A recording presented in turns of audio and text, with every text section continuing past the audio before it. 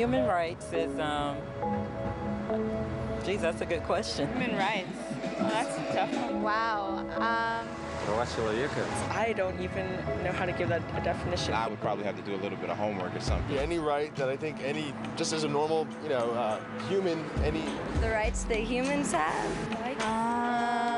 That's a very large debate. Tú le puedes preguntar a 20 personas y te van a dar 20 diferentes opiniones. Non saprei, una domanda complicatissima. I guess we just take them for granted that they're there, but we don't even consider what they are.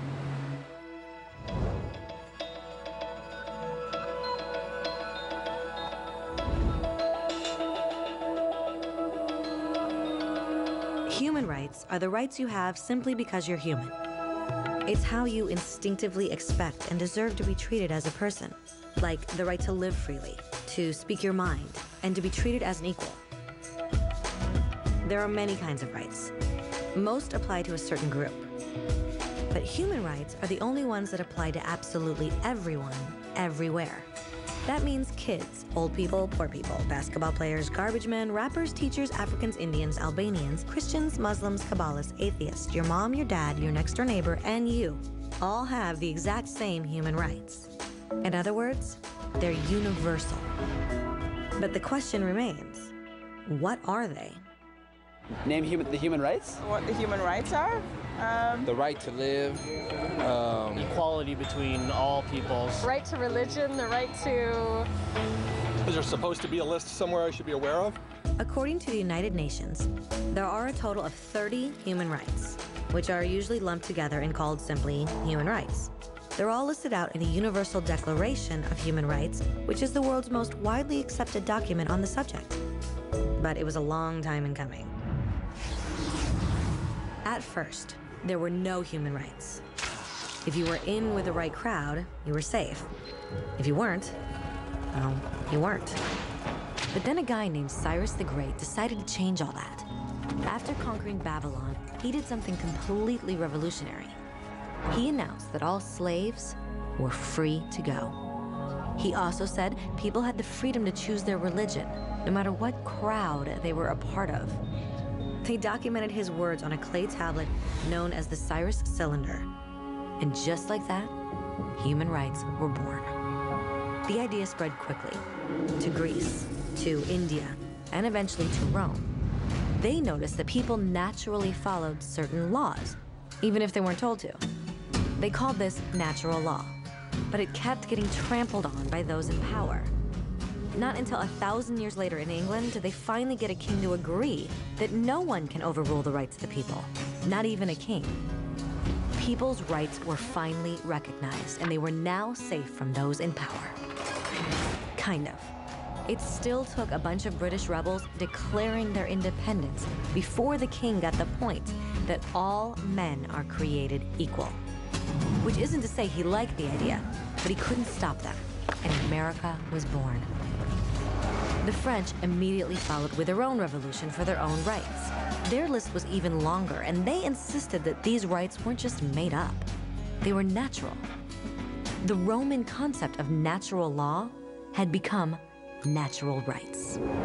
Unfortunately, not everyone was so thrilled. In France, a general named Napoleon decided to overthrow the new French democracy and crown himself emperor of the world. He almost succeeded. But the countries of Europe joined forces and defeated him. Human rights was again a hot topic. They drew up international agreements, broadly granting many rights across Europe. But only across Europe. The rest of the world somehow still didn't qualify. Instead, they got invaded, conquered, and consumed by Europe's massive empires. But then a young lawyer from India decided enough was enough. His name was Mahatma Gandhi, and in the face of violence, he insisted that all people of Earth had rights, not just in Europe. Eventually, even Europeans started to agree. But it wasn't going to be that easy. 2 world wars erupted. Hitler exterminated half the Jewish population of Earth in horrifying Nazi death camps. And all told, 90 million people died. Never had human rights been so terrifyingly close to extinction.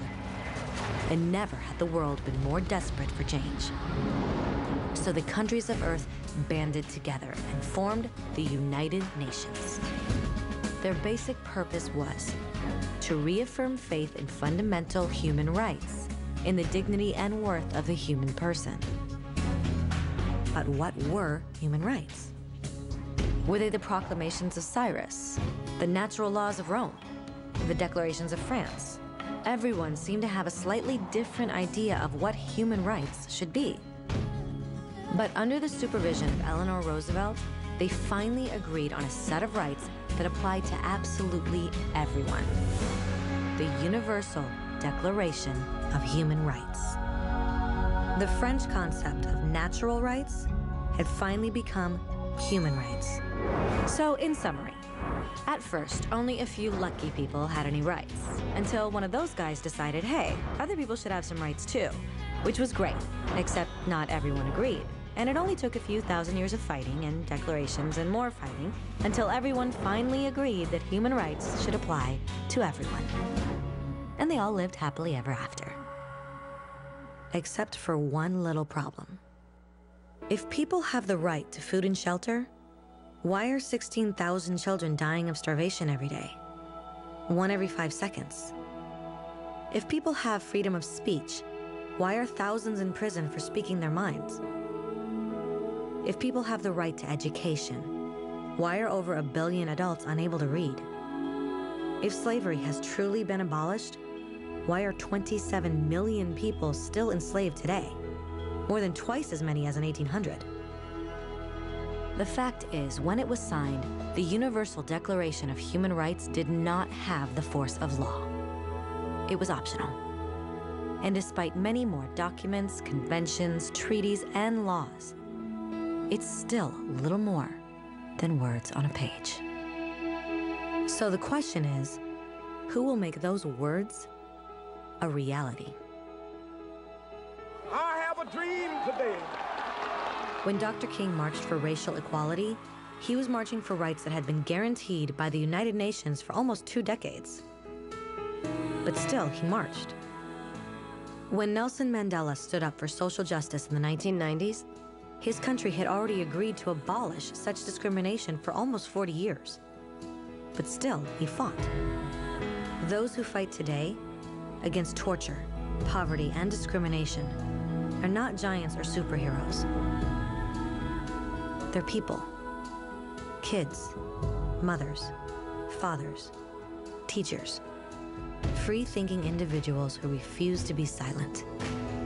Who realize that human rights are not a history lesson. They're not words on a page. They're not speeches or commercials or PR campaigns. They are the choices we make every day as human beings. They are the responsibility we all share to respect each other, to help each other, and to protect those in need. As Eleanor Roosevelt said, where, after all, do universal human rights begin? In small places close to home. So close and so small that they cannot be seen on any maps of the world. Yet they are the world of the individual person, the neighborhood he lives in, the school or college he attends, the factory, farm, or office where he works. Such are the places where every man, woman, and child seeks equal justice, equal opportunity, equal dignity without discrimination. Unless these rights have meaning there, they have little meaning anywhere.